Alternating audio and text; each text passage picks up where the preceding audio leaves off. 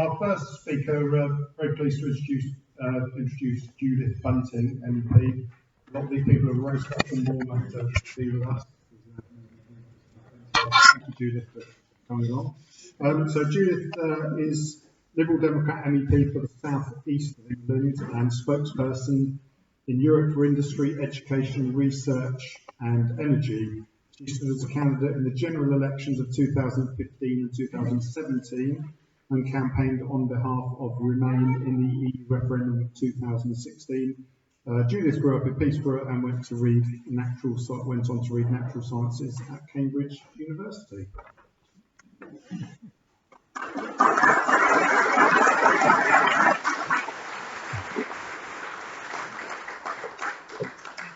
Notice I stood at the back, so you have to clap for a long while. Just out of good manners. So thank you for coming. Am I online? Okay. Can I take this off and wander around? If you want to. Thank you, because I moved. Thank you very much, everyone, for coming here. It's really good to be here, really good to see you. And working through my geography, we're in Hampshire now, which is my constituency. But I understand lots of Dorset people are here, so welcome to members from the southwest of England. And the reason I bothered to say that is that some of you may have picked up on a podcast that I do with your southwest MEP. So I suggest everybody here goes and finds the podcast. It's called Our MEP Life, and we do it on Spotify and, well, all the podcast apps. And it tells you what we're doing in while we're in the EU. Anyway, that was an additional little advert. One of the ways that we stand a chance of trying to build on the success we've had in the last year or so, and I will remind you that the Liberal Democrats won more than 700 council seats last year, which was a massive rise, especially when you consider that the Conservatives lost over 1,500. There were gains. Labour gained a few, Greens gained a few, that was great, but the Liberal Democrats gained more than 700 council seats. And this is, I know our councillors are wonderful, but what actually got us that win was the Stop Brexit message, because people are realising that we are the only party that has a totally clear message. Then, of course, the Euros happened, and 16 of us got elected instead of the one that we used to have. And I thought here, I'm going to come on and talk about Europe in a minute, and what goes on in Europe and why we want to be in Europe. But I also thought I'd tell you a little bit about me, since I do represent some of you, so you probably ought to know. And do you mind if I take my jacket off? Would that be really, would that be okay? Thank you. It's kind of warm up here. It is a lovely day. So, You just heard that I went to Cambridge, and I'm getting a bit sensitive about this because I keep on hearing there are too many elites everywhere. Well, I tell you how I got to Cambridge. I grew up on the edge of a council estate in Peterborough, on the edge of Dogsthorpe, and my parents were very proud that we were on the edge because we were on the other side. You know, we weren't in the council estate, and they had worked really hard to be able to afford their own home, and they were proud of that. I went to all the local state schools, and in those days, everybody did grammar or secondary modern. Yes, I got to the grammar school. And as it happened, because this was the end of the 70s, I was extremely fortunate. I happened to have grown up, and a number of us females have benefited from this. We grew up just after the time when it was reasonable for women to be educated, because certainly in my mother's generation, women weren't educated much, or nobody really worried about it. But I was just on the edge of the coming extension of opportunities for people outside of the privileged classes. So Fitzwilliam College at Cambridge, which is always, it started off as a rooming house for poor boys back in the 30s. So they were one of the first colleges to extend A-level entry to people, anybody, but they also had a really early, forward-looking policy of bringing in kids from state schools. So we had a visit from someone at Fitzwilliam who said, "Why don't you have a go and you can come on your A-level grades?" So that's what I did, and it went well, and I got in. But I am not any kind of privileged elite, and I do get rather resentful. On the one hand, we try and encourage our kids, do well at school, work hard, take every opportunity that comes your way. I don't want people then to be going, now you're an elite, you know? So I say that for your kids as much as I do for me and my generation. So, Europe. How on earth did someone like me get elected? A year ago, I would have been sitting in the seats with you nerds. 6 months ago, I would have been sitting with you. I would have been pulling out my phone and taking photos, and I must say, everybody, please turn your phones on, and please take photos and tweet them. And tweet them with the hashtag that you just shared, which was hashtag LoveEUNewForest. And also, if you would, hashtag Stop Brexit. That way we can all find each other's tweets afterwards and then we can all share each other's. And this is critical because we need to share our message. We don't get much press at the moment. The Liberal Democrats don't get much press. Joe Princeton is doing very well, I think, and is getting many more headlines. And our position today, Ed Davey was on the 8 o'clock news with our new policy on Brexit, which I will come on to in a little while. So we're doing better there, but we do not get our fair share of coverage. And what we depend on is our supporters and our followers and our allies in the Remain Alliance bothering to share. And if that means that you take a photo and show it to your grandma, then that's your form of sharing. If that means you do Twitter and Facebook, fantastic. If that means you chat to your neighbour over the fence, that's fine. Talk to your colleagues at work. But if you keep talking about how good Europe is for Britain, and I'll give you lots of nuggets to take home with you later on, if you keep doing that, then you are absolutely and genuinely helping the Stop Brexit cause. It's the only way we're going to get this over the tape, over the line.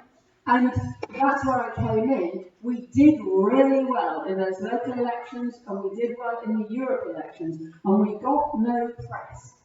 It happened because of our leaflets and our leaflet stuffing, because of social media, and because our supporters talked to their friends.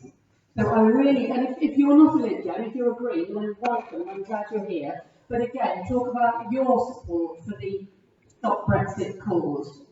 That, I can't tell you how much that makes a difference, and it does make a difference. So when it comes to Euros, having been a general activist and supporter, and I stood in a couple of general elections, but I wasn't going to win usually. I was trying to build and develop the scene, but I wasn't going to win. So I thought, I just finished a freelance contract, because I'm a freelancer, and I thought, I've got a few weeks there. What I'll do is I'll apply to be a candidate, I'll get to be number 5 or 6 on the list, and then I can go around and support Catherine and Anthony, who I really wanted to get elected, and I can go and do customs and things, because that's what I do. And I'll help. But I ended up number 3 on the list, which is very nice, but none of us still expected number 3 to get elected. And even on the count night in Southampton, I didn't know. I'm not saying that nobody in our party knew, but I didn't know that I was going to be elected until they put the numbers in front of us and they actually read out the names. 10-15 minutes before that, I'd been in the ladies.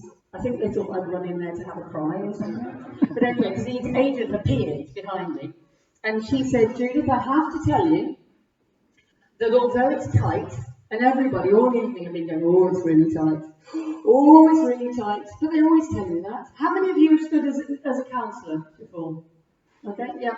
Well, you always get really tight, because they don't want you to either lose heart or to stop fighting. So that's what you get.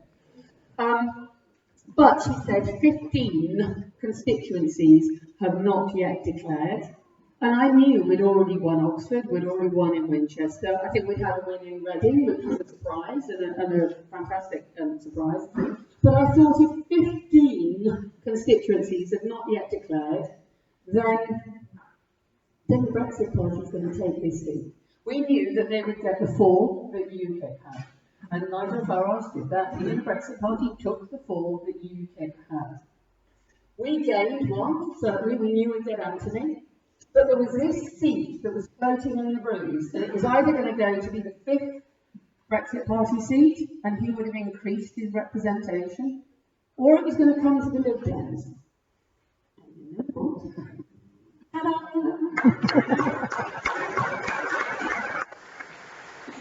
And really the applause should go to you guys, because the only reason I got elected was because you put things through letterboxes. So thank you, thank you, thank you. And there are lots of other people like me now in the Liberal Democrats. We have representation, so we've got 16 of us. That's representation across all of England. We've got 1 in Scotland. We don't have the North East, which is a shame. We do have the North West. And everybody, they are a fantastic crowd of people to be working with. Chris Davis, who's an experienced MEP, he's MEP for the North West of England. He is now chair of the EU's Fisheries Committee. So he is actually taking action on fisheries, as opposed to Nigel Farage. Thank you. Thank you. And he has managed to get his face on the subways across Europe. I mean, I hope he gets hope we get him on subways in London as well. But they are trying to take practical, positive, sensible action. Nigel Farage, he campaigned for fisheries and then didn't turn up at any of the meetings. I think we passed a rather wonderful moment the other week where, since the beginning of July, Chris Davis had been to more Fisheries Committee meetings than Nigel Farage did in 5 years, which is just goes to show, doesn't it? It just goes to show. And if, okay, I have nothing positive to say about a no-deal Brexit. I have nothing positive to say about any kind of Brexit, except if it's a no-deal Brexit, then Nigel Farage loses his pension. But we won't let that influence us. We still, we're generous, we still want to stop Brexit because we know it is better for the UK. So, why does being in Europe matter? I hate the way that the other side has stopped arguing. They just make the statement that they want to leave. And it is very, very rare that in any interview, any published article, or any conversation with a leader, that you get beyond the campaigning message. And what I want to do is to do something different, is to actually talk about why it's so good to be in the EU. And I would sum it up as security, opportunity, and fun. You know, fun matters. And we can have more fun in Europe. And one thing I think is very true, and that is that we Brits didn't make the most of Europe over the last 40 years. And some of that maybe we have to lay it there at the feet of our MEPs who didn't feed that. A lot of that we have to lay it at the feet of the British media who decided early on that they weren't interested in Europe. Well, if we do remain, and when we remain, when we revoke Article 50 and we stay in the European Union, then I want to work with you and with all of the other MEPs to make sure British people make the most of every opportunity that is out there. So, what can you do? So, on the fun side, you can travel more easily. The passport queues are shorter. You get reduced, or we've got 0 roaming charges now. We have consumer protections. We have consumer protections for online shopping. We have standards that go across all our goods across the EU. And these things are fantastic. But for me, my second thing, which is security, well, I suppose it was my first in the first list, but let's not worry about that. Security is critical. So,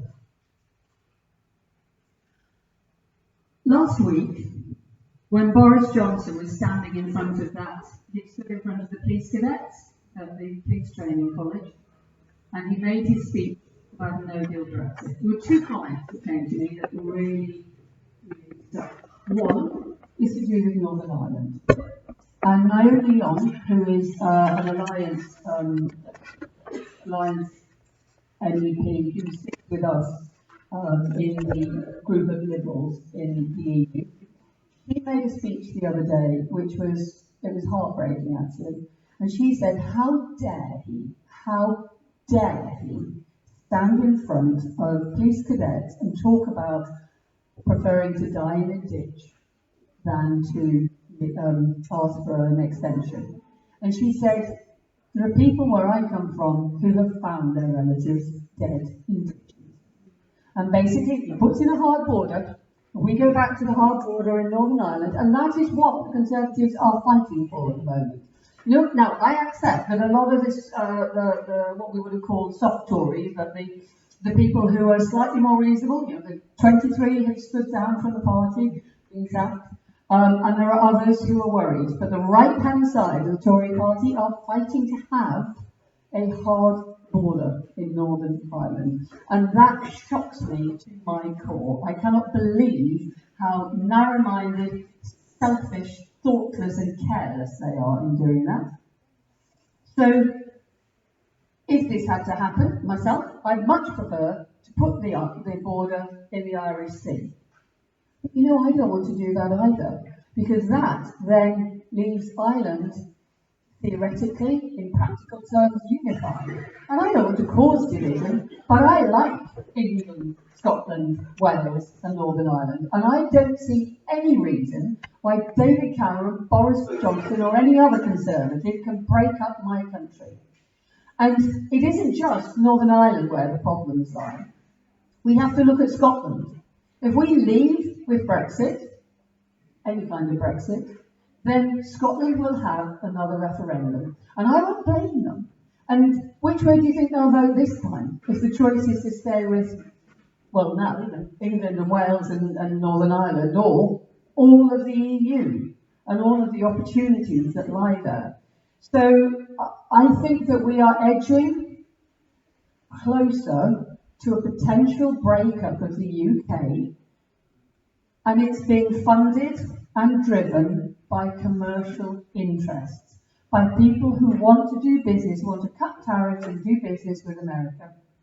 And they are not in the majority, and they are not worrying about the people of the United Kingdom.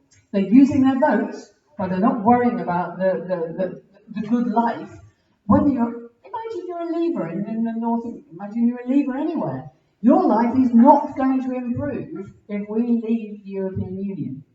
So the other hypocrisy, total hypocrisy, of Boris Johnson standing in front of these police cadets came when a friend wrote to me. She's a criminologist, a professor, and she was absolutely spitting nails. She's not a Liberal Democrat, I don't believe, and we always have very circumspect conversations about politics, but she's definitely a Remainer, and she was spitting nails. She said there are 40 security measures, legal measures, that the police depend on to do their work at the moment, that operate cross-border, and they work. We also are a member of Europol. That's pretty important. And we have the European arrest warrant. And so I checked some figures before I came here, because I thought, I'm always spouting on about European arrest warrant. Is it actually important? Well, in the last few years, Britain has brought 1,000 criminals back to the UK for trial. Suspects, I suppose, back to the UK for trial. It's not a massive number, but I can tell you that before the European arrest warrant was in place, we brought back 60. So that's 1,000 people who have been brought to justice, or who have experienced justice, even if they then got off. They've been through the justice system because of the European arrest warrant. If you look at how that has helped the other European countries,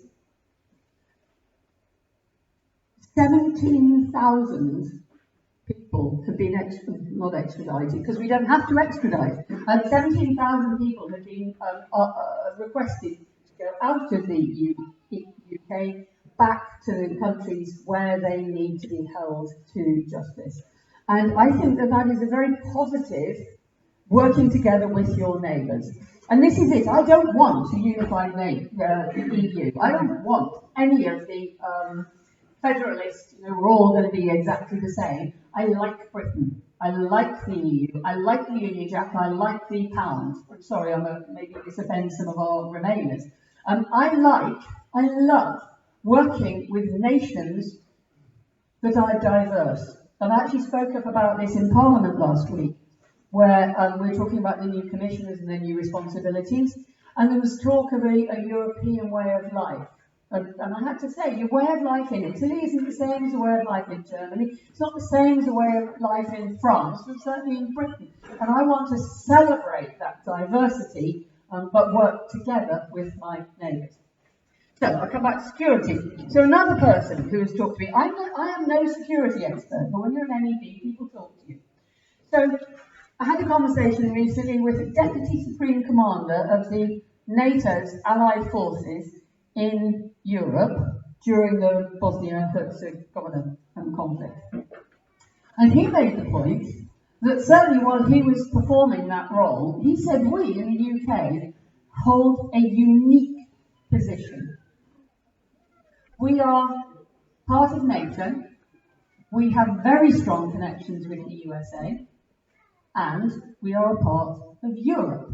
And he said the role being part of that triangle, if you like, at the centre of that triangle, means that our military, and people like him, held a really important role. And we're good at things like that. We are respected for our good sense and our imagination. And a number of people have said this to me since being in Brussels. They say what we love about Britain is you're calm, you're careful, you care about the rules, you're thoughtful, and if it gets difficult, you know how to think outside the box.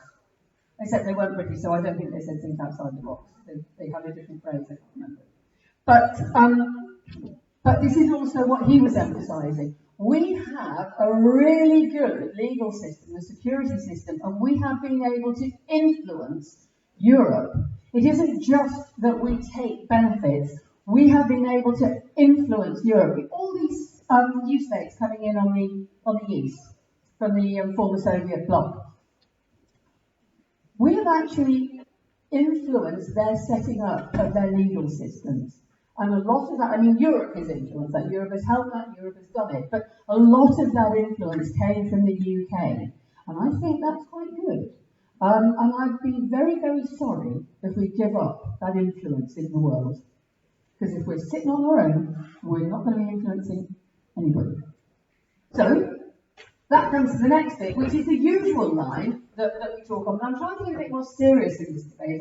I spent a lot of the last campaign talking about economy and jobs. This is actually what matters. I want people to be employed. I talk a lot about business. It's not because I'm actually a business person or I love business or I just want investors to reap fabulous benefits. It's because I want the population of Britain to have good jobs. That's why business matters. And in case you had any doubt about small businesses, more than 90% of all private sector employment in the UK is in small and medium-sized business. And medium-sized goes up to about 250, I think. Small is much smaller than that, and it is still a staggering amount of private sector employment. I'm being recorded and I haven't checked my facts. Sorry. I think it's about 60%, but we might bleep that out if I've got it wrong. Go to the Federation of Small Businesses website. They have fabulous facts. And small and medium-sized businesses are critical to employment in the UK.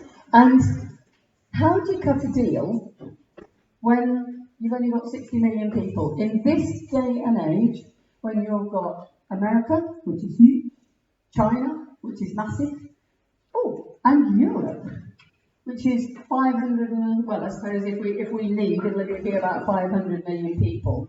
And you're sitting there with 60 million people, you do not have a strong leverage. I was talking, would you believe it, I was talking to an IT help desk, GoDaddy, they're called, and because the guy had to check my security to give me access, and because I was quite excited because I'd just been elected, anyway, I think he found that I was MEP and said, said, yeah, I am. So then we got talking, and he said, I don't really understand. So I made this point about the size of the populations, and he said, it's like having muscle in the room.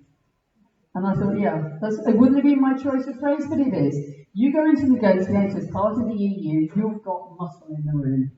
And if you go in, have you read the draft US-UK trade agreement? If not, please go on my Twitter feed and scroll back a few weeks and months. I'll try and post it again. But it's actually slightly scary. It starts off, it's just bureaucratic language, and you can have a bit of this and we'll have a bit of that. I read most of the first page thinking, I don't know what people are worried about. And then you get to the glorious clause, and I'm not going to do them all, but where they say the USA wants access, it's service. They want access to the UK service markets without prejudice. Okay. And the UK will have access to the US service markets, except for at state and local level, where US service companies will have precedence and priority. And you think, yeah, that's not a good deal. That is not a good deal. And I could list off, there are about 10 in fact, that when you look at it, you think, oh, golly, they've got us over a barrel. And I thought also, well, maybe this is just the US version. Well, it isn't. It is the US-UK Draft Trade Agreement, February 2019. So if you don't think that Donald Trump is going to screw us into the ground, then you've got another thing coming. So let me I'll do some final closing remarks, and you can ask me anything. I don't know all the answers, but I'm happy to try. The EU is a bit like a family. We fight, we get angry, we storm out, and then we make up and we carry on. And certainly my experience in Parliament, I haven't seen anybody storm out yet, but I've only been there a couple of months. But my experience in Parliament is that people try to make it work. Compromise doesn't sound like a strong thing, but the great thing about the EU Parliament is there is no opposition and government. It's a great, you've seen the pictures of the great big horseshoe. Rather wonderfully, I sit right in the middle, because alphabetically, I'm on this side of my group, but my group sits on the centre of the horseshoe, so we are this centre party. But things are negotiated, things are proportional, there are lots of discussions, people have to work cross-party. I mean, Catherine Bearder, who won MEP for the environment 2 years, she won it once and she was runner-up last year. So she's done amazingly good work in her time, especially when she was a solo MEP for the Lib Dems. But she did amazingly good work on the illegal trafficking of ivory and people, but I'm talking about the ivory at the moment. And the way she did it, and the way you get the power, is you find people like-minded in your area, so in this case about the environment, and you find them from all political persuasions. So she had to go to the hard left and the hard right and find people who cared about the environment and biodiversity. And she brought them together into a group, and together as a group dedicated to preserving biodiversity, they made a difference. They actually had some achievement. They got extra money for wildlife police across Europe. They got extra officers for wildlife police, and they made a difference. And this is the spirit of working together that I love so much.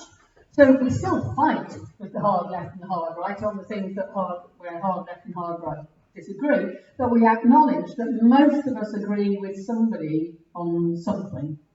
So my areas are science, research, education, and culture. And that's because my background, I used to work as a television director, but I worked in the field of science.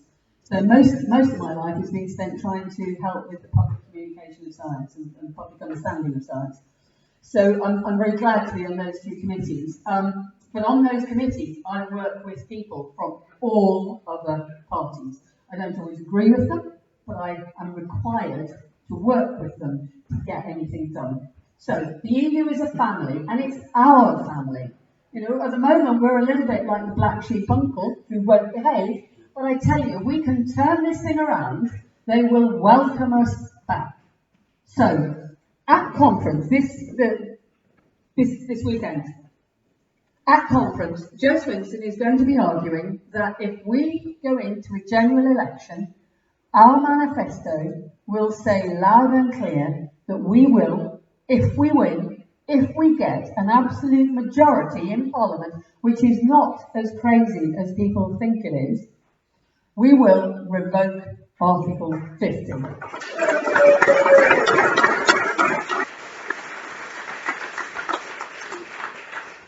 I will be glad to take back that message from you to Joe this evening.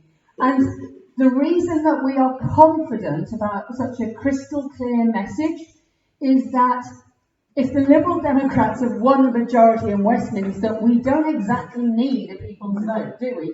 Because the only thing we're campaigning on will be not the only thing. One of the key things that we are campaigning on will be to revoke Article 50. So people know what they're voting for, they know what they're getting, and this is what we're all campaigning to achieve. So thank you for coming out today on a lovely sunny day in the New Forest to help us achieve this, and thank you, that's all. Thank you.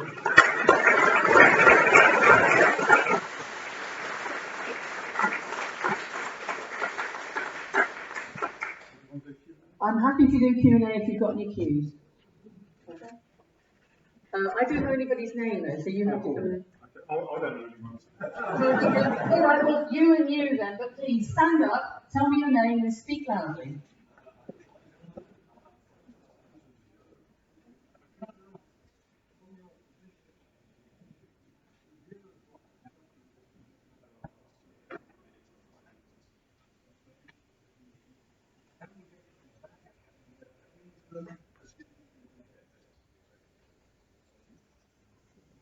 If we get the Brexit nonsense stopped, yes, we can. If we have a no-deal Brexit, it's going to be very hard. There are 6 of our leading universities who are leading or heavily embedded in huge research projects like CERN and things like that, which cost billions, and nobody wants them to walk away. I'm least of all them or us. But I know that Europe would like to make that work, but nobody has a clear answer. Nobody's saying absolutely you're gone, but I don't know what the answer is.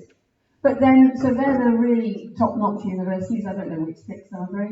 But then you look at somewhere like Southampton though. Southampton University has received, the science department has received £13 million for scientific research over the last 5 years. And I do wonder, the EU won't provide that if we leave. They're just not going to, because they're not involved in it, they're just been helping fund it. Now, you can make the argument that that money has come from the UK government, the UK pays it to Europe, and Europe pays it back to the UK. But I don't know about you. I'm not sure that's going to be their first priority. We are going to have a lot of, I think we're heading for a recession if we have a Brexit. I think that is a recession that will last for at least 10 years. Based on what? Finger in the air, I'm happy to admit that. But based on the last few years, on the 2008, we're only 2019 and we're slowly coming out of that recession. And this will be a bigger shock to the UK economy. So with that to worry about, I have little confidence. And again, it's one of the reasons we have to stay in. And young lady at the front, stand up. Who are you? In relation to the Australian people after and they're going to be the ones who it's going to be the most in terms of their rights, and I'm just wondering what your thoughts are on this and why that wasn't a priority for you. Okay. Interesting. I promise I'm not making this up, but we have just put in a proposal to the Culture Committee that any culture proposals going forward must include provision for deaf and disabled people.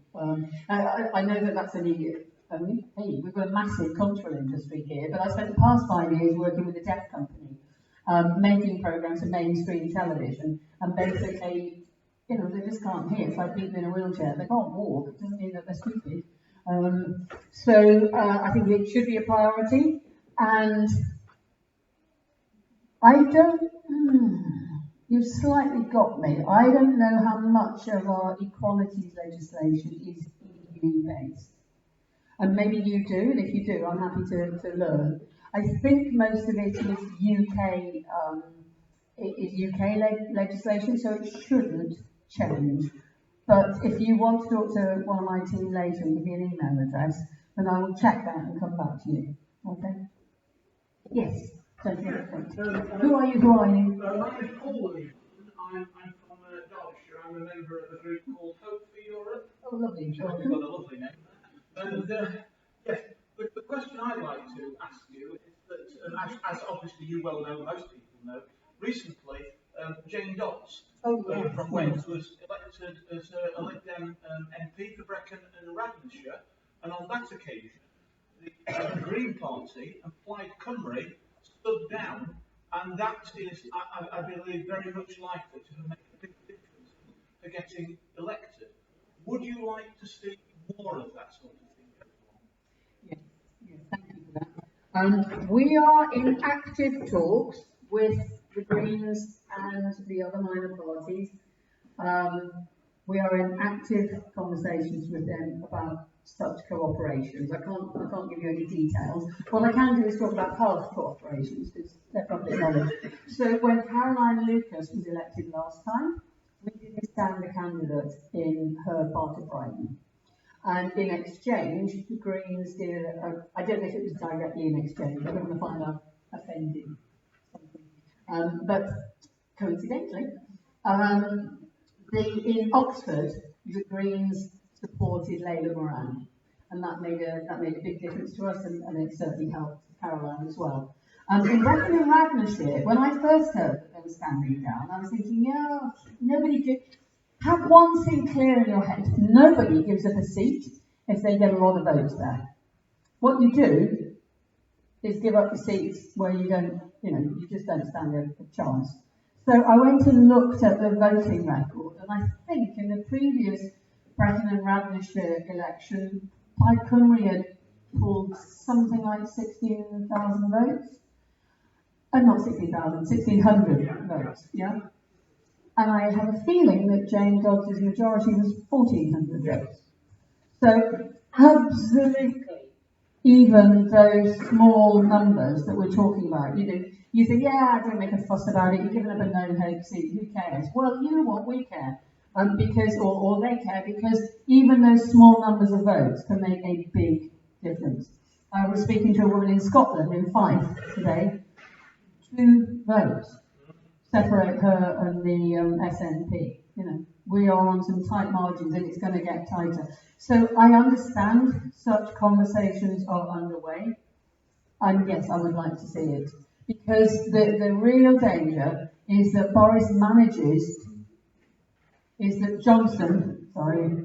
Johnson manages to bring the Brexit Party voters back to him, so we are no longer looking at a potential split of the Brexit vote, and that's what they're trying to do. That they're alienating the soft Tories, because they don't want to lose, they don't want to hemorrhage support to the Brexit Party. But what we don't want is to then find that us Remainers are so split that we don't actually win the seats we ought to. Yeah. So, hello.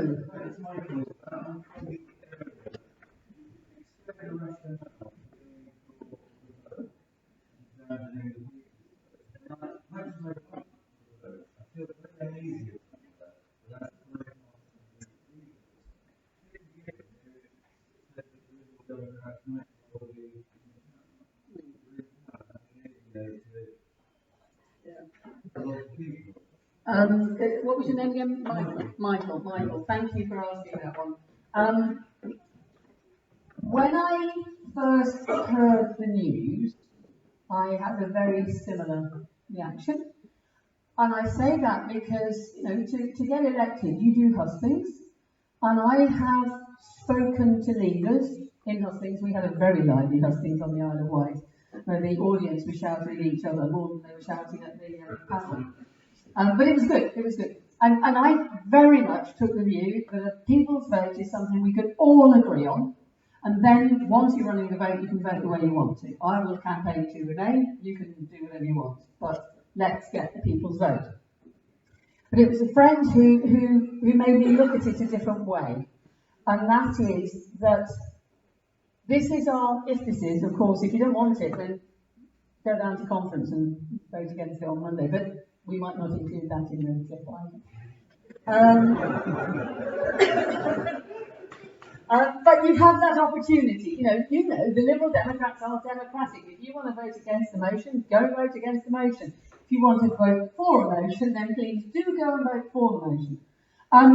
But if that becomes our manifesto pledge, then you don't really need the people's vote, because that is it. It's like we'd be creating a people's vote within the general election. It would mean that we had to accept, that if everybody else voted leave, as in Boris, that we'd have to accept that result.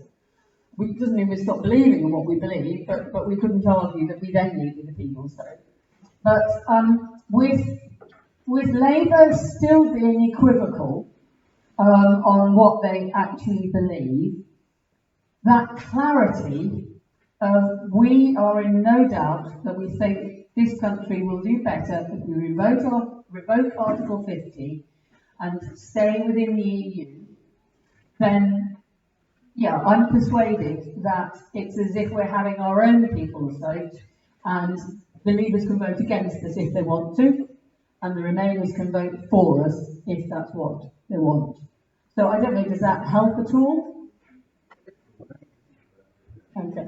Because we've all been knocking on doors and talking to people about a people's vote. And it is quite a big change. But in truth, I think that's one of the bold, rather wonderful things about Jo Swinson, is that she is being so crystal clear and bold. And I'm rather admiring that. Anyway, we'll have to see how the debate goes on Monday, because it hasn't happened yet. But with any luck, you heard it here first. Okay, any more questions? Any questions? I don't mind. No? Good. Okay. Well, thank you. Thank you very much.